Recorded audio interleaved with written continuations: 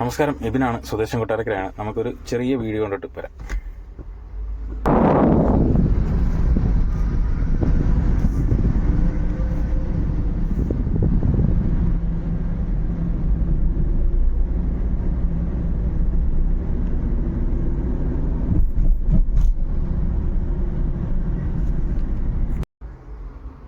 കണ്ടല്ലോ, ഈ ബസ് പോകുന്നത് മഞ്ഞ ലൈൻ, 2 ലൈനുള്ള മഞ്ഞ ലൈനുള്ള ആ റോഡിലൂടെയാണ് ഈ ബസ് ഓവർടേക്ക് ചെയ്ത് പോകുന്നത്.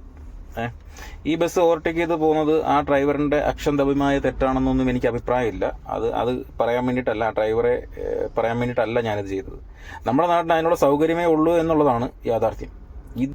ഞാൻ 1 മാസത്തിന് മുമ്പ് പത്തനംതിട്ട വഴി പോകുമ്പോൾ ഒരു ബസ് നിർത്തിയിട്ടേക്കാണ്. ആ ബസ് നിർത്തിയിട്ടേക്കുന്ന ആ സൈഡിലൂടെ ഓവർടേക്ക് ചെയ്ത് പോയി. അത് യെല്ലോ ലൈൻ ആയിരുന്നു കിടന്നത്.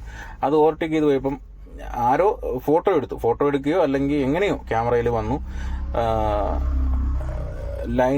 ലൈൻ ട്രാഫിക് ലംഘനം എന്ന് പറഞ്ഞിട്ട് എനിക്കൊരു 250 രൂപ ഫൈൻ വന്നു. ഞാനത് അടയ്ക്കുകയും ചെയ്തു.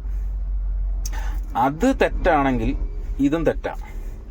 ഇവിടെ കഷ്ടിച്ച് ഒരു ഓട്ടോറിക്ഷ പോയി കഴിഞ്ഞാൽ അതിനെ ഓവർടേക്ക് ചെയ്ത് പോകാൻ സ്ഥലമില്ലാത്തടത്ത് ഈ ലൈൻ ട്രാഫിക്കും കൊണ്ടുവന്ന് മനുഷ്യനെ ബുദ്ധിമുട്ടിക്കുന്നുണ്ട്. എന്താ പ്രയോജനമുള്ളത്?